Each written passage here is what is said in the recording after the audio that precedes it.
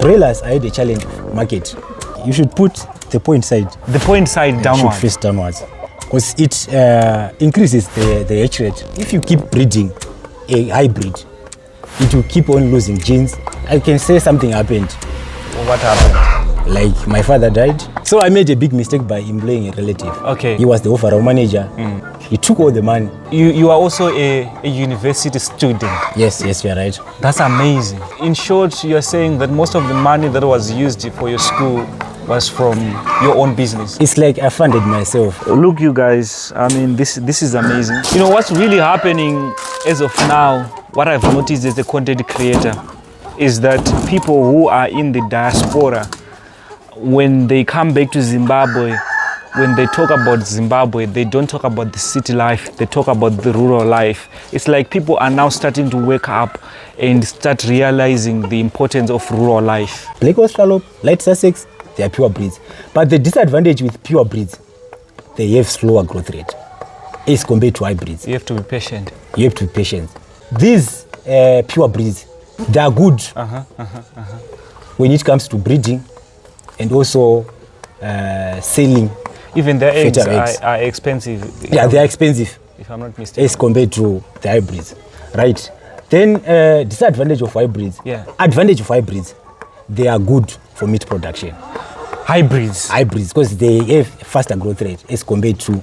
I understand now. I understand. Now. So with hybrids, we have Saso.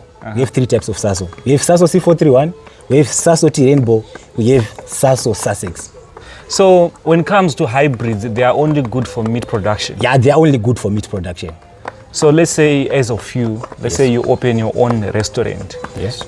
Is there by any chance that you'd keep a hybrid just for meat production? Yes. And in the future, is there a possibility that you're going to open your own restaurant? Yeah, I think so. Because learning from others, I always watch YouTube videos. Yes. And someone inspired me. Okay. Back then, that was around 2020. A guy called Dr. Daniel. Dr. Daniel. All the way from Uganda. That guy is big. Yes. So, can you imagine? I mean, you guys, what is it with you people who actually went to school, who saw everything? Dr. Daniel. Yes. He's a doctor, if I'm not mistaken. Yeah, he's professionally a medical doctor. Exactly. He left that. But ventured into poetry farming. Exactly. You're an IT student. Yes. Soon you're graduating. Yes. Next year. Yes. And it seems like the degree is sort of like a contingency plan. You're doing this full time. Yeah, full time. Dr. Daniel inspired you. Yeah. What happened next? There is a guy called Kwateri. Yes. Thank you for mentioning that. He's the one like doing a traditional restaurant. Imagine you find people driving from Harare. Going there. I mean, we never... For just a traditional meal. Exactly, bro. You know, as Africans, we are adapting that Western culture. When we look at rural life, rural areas, we look down upon that. But people like Terry, people like you are making rural life cool. Just for a traditional meal. Can you imagine? You see now. Can you imagine? You see now. My dream is to expand. To make it big. So what are the challenges that you are facing as a poetry farmer as of now? Okay. As of now, I'm facing, like I can say 3 or 4 challenges. Okay, what are the challenges? The first challenge is space.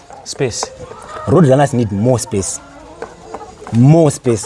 Okay. Actually, they need to be free-ranged. Not being kept inside. Like this? Yes, they need to be free-ranged. That's the first.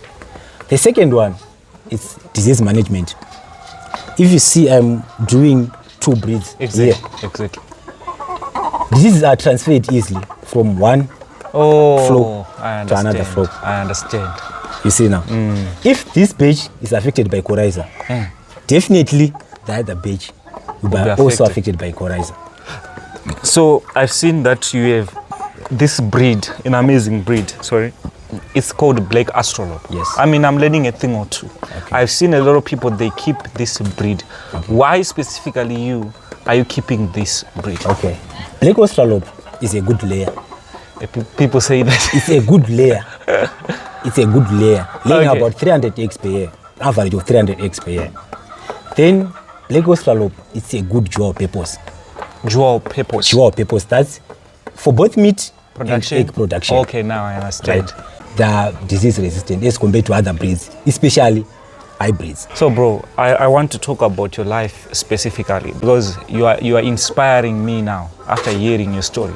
You are just 26, and back then you opened your own shop, which means you were very young back then. Yes. Are you still doing other businesses besides poultry? For now, I'm not doing other business. Why? I'm doing poultry. Poultry. I found that through research, in business, especially poultry, you need to be hands-on. Okay. You need to be available. All the time. You need to be available. Almost all the time. You need to be available. I do have certain goals and objectives. But in the next 5 years, I would like to be someone like one of the biggest farmers, poultry farmers. The biggest and youngest. The biggest and... Biggest in terms of... Okay, I understand. In terms of chickens. poultry. In terms of chickens. The biggest question that I mostly ask people is that, is this a lucrative business? Yes, obviously. Obviously. Okay, you asked why did you move from roadrunners, exactly, from broilers to... Exactly. In roadrunners, you can sell feature eggs, right? Yes. You can sell meat. Exactly. You can sell at point of lay. You can breed and sell chicks. That's 4 or 5 in one. As compared to layers and broilers. With layers, you are just selling table eggs at $3.50 or $4. But you are selling this crate of feature eggs at $10 each. That's amazing. That's amazing. I mean, it's very rare. It's very rare to see young people in farming, especially in Zimbabwe. And I'm happy I've met probably 2, 3 farmers as young as you are. And it's really amazing that people are starting to wake up like, oh wow, farming does pay. You see what I mean? Yes. Way back then, I used to run like a bottle store in the shop. A bottle store in the shop? When I started going to school, I used to run a bottle store in the shop. University or high school? University. So, in short, you're saying that most of the money that was used for your school was from your own business? It's like I funded myself. Wow. From first year to fourth year. Are you trying to tell me that you paid your own school fees? Yeah, I did. So you've been doing business for some time now? Yeah, actually, like after A level, I can say something happened. What happened? Like my father died. I had to fund myself for university. We are 4 in our family. So, like, as of now, you're doing road runners. Yes. Back then, you were doing tuck shops, doing broilers. I want to understand, how did you shift from broilers to road runners? As I stated before, poultry is my passion. Oh, okay. Passion. Okay. I really love birds. I really love chickens. Wow. It could be broilers, it could be layers, to road runners. But the reason why I shifted from broilers to layers, from layers to road runners. Broilers, I had a challenge of market. Market. I did have market. Okay. Then also, like that time, I didn't have knowledge on how actually to keep broilers. What are the vaccinations? What are the recommended feeds? Okay. And also recommended chicks, brands, and so forth. So I had to move from broilers to layers. Then when I moved to layers, I did keep about 200 to 300 layers. 200 to 300. Yeah. But when I did a research, layers is a game of numbers. Okay, tell us more. Layers is a game of numbers. Explain. Why I'm saying so. So, comparing to 100 road runners and 100 layers, let's do a simple math. Exactly. And it has to be simple. Simple, right? We said 4 days per bag. Yes. And 4 days per bag. Yes. Both 100. 100, exactly. So layers have a higher laying rate as compared to road runners. Yes. Right? Definitely. Definitely. So let's say you have 100 road runners. You are picking up about 2 crates a day. And in layers, at peak, you'll be picking 3 crates per day. That's 90% production. Yeah, exactly. That's 60% production. Exactly. Right? But at the end, you are selling a table egg at $3.50. Exactly. Exactly. But you are selling road runner eggs at $10 a crate. There will be fertile eggs for incubation. Oh, I understand. You I see now where the you're going now. difference, right? The difference. So in 4 days, you'll be having 8 crates for road runners, then 12 crates for layers. I see now and I understand. I mean, people barely understand that concept when it comes to road runners. What breeds do you have as of now? As of now, I have a Black Australorp, I have Light Sussex, I have Sasso Tea Rainbow, I have Sasso Sussex. You were telling me that there's a certain breed that you are going to stop keeping. Yes. Why? And what is the breed? Okay, that's Sasso breeds. Sasso breeds are hybrids. Okay. They are not pure breeds as compared to... Or they are not pure? As compared to Black Australorp, Bosch, Light Sussex. So the disadvantage is if you keep breeding a hybrid, it will keep on losing genes as time moves on. So after A-level, I had to find a job. I tried to look for a job. I worked as a tube operator and merchandiser in Food King supermarket. That was 2017.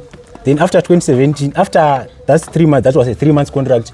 I worked also as debt collector in town.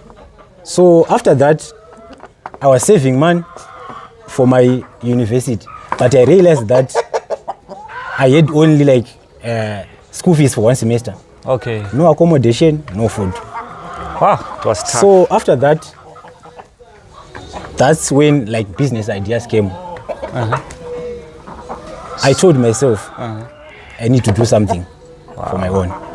That's where I opened a bottle store. A bottle store. And a grocery shop in Sekedema. Okay. Yeah. So after about, that was end of 2017, 2018.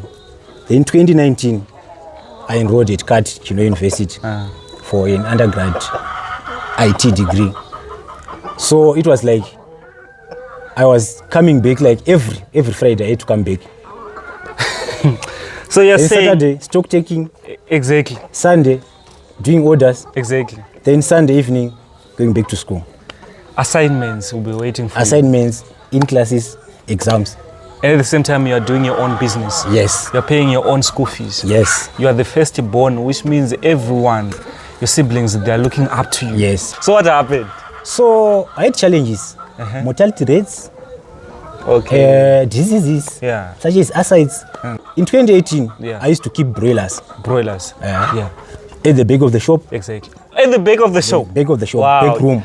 My guy, your story is interesting. I used to keep broilers. But I had challenges what are due the challenges? to lack of knowledge. Can you repeat that again? Lack of knowledge. So I started poultry farming without any knowledge. I mean, a lot of people can relate, especially here in Zimbabwe. A lot of people do venture into businesses without proper knowledge. Yes. Because they are after money only. Like, unfortunately, something happened. Yeah. When I was about to write like my 1-2 exam, that first year, second semester. Yeah. Then I had to start from zero. What do you mean you had to start from zero? What happened? I had to start from zero because I can't explain. You have to explain. What happened? Because like people now, they want to hear your story. What really happened? Well, it's not really. I was once a university student. I deferred from university. I was doing social work. A lot do happen at school or even at home. And if it happens at home, it affects you. If it happens at school, it affects you. So what really happened to you? Okay. Okay. So what happened is that I made a big mistake. What was the mistake? I made a big mistake by employing a relative. Yeah. That is why I insisted, you should tell everything. So I made a big mistake by employing a relative. Okay. So it was like, he was the overall manager. Okay. He was the overall manager. He took all the money. He took all the money? Yeah. Because during exam times, I had to come maybe once a month. Once a month. Yeah, I understand. Then when I come back, when I come back from school, it was disaster. Nothing. So you're saying there was nothing left? Like I can say quarter. What's the name of this breed? This breed is called Light Sussex breed. Light. Sussex breed. Okay. Not Sasso Sussex, light Sussex breed. So there's a difference. There's a difference. Light Sussex is a pure breed. Sasso Sussex is a crossbreed. This is The pure breed, the light Sussex. What makes this breed better than the black Australorp? I think in terms of disease resistant and also growth, this grows much bigger as compared to the black Australorp breed. And also, it's expensive. It's expensive. Day-old chicks, they range from around $2 to $3 each. 2 to 3. Yes. Wow. Then black Australorp, it's 80 cents to $1. How many black Australorps do you have? I do have about 71 black Australorp. 70. Yes. And how many eggs are you picking up a day? I'm picking about 1.5 crates per day. 1.5 crates per day. Yes, 1.5 How much crates. does one crate cost? One crate costs about $10. $10. Yeah, fertile eggs. So you're making above $10 per day. Yes, definitely. And you only have 70 chickens. Yes, I only have 70. That's black Australorp. Then light Sussex. That's amazing. Around 30. Yeah. So you were telling me that before you put these eggs into an incubator, you have to wait for how many days? At least you don't have to wait, Okay, but they should not exceed 7 days. 7 days. Yeah. I mean, you were talking about, how you should put an egg in a crate. Yes. Bro, how am I supposed to do it? Like you should put the point side. The point side Should downwards. face downwards Why? inside the crate, because it increases the hatch rate. The hatch rate. The hatch rate. You need to- How? Like, If you put the other side exactly. downwards like this one, Eh, if it reaches 19 hours, eh. it won't hatch. Why? Because of what? Oxygen. Because no, you need there's airspace. Airspace. Airspace inside the egg. So you're telling me there's airspace in an egg. Yes, there's airspace inside the egg.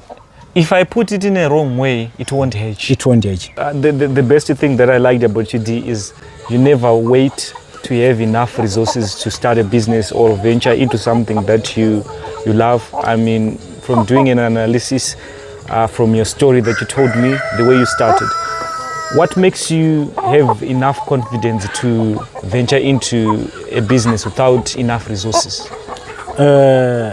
Business is about taking risks. Okay. You should take my risk in order to succeed. I understand. So, but you need to do a risk assessment also. Risk assessment. Yes. Which means you have to research a lot. You have to research on potential risks and also potential threats, and also the ways to mitigate the risks. You have to research a You have lot. to research. I mean, it's amazing that people are now venturing into poultry farming. You could see that even people in the diaspora, they want to start farming back in Zimbabwe. Yes. Would you venture into pig farming or even cattle farming? I would like to venture into rabbit farming. Rabbit farming. Why? Rabbit farming is like it needs a small space as compared to pig farming, and also you need less resources as compared to pig.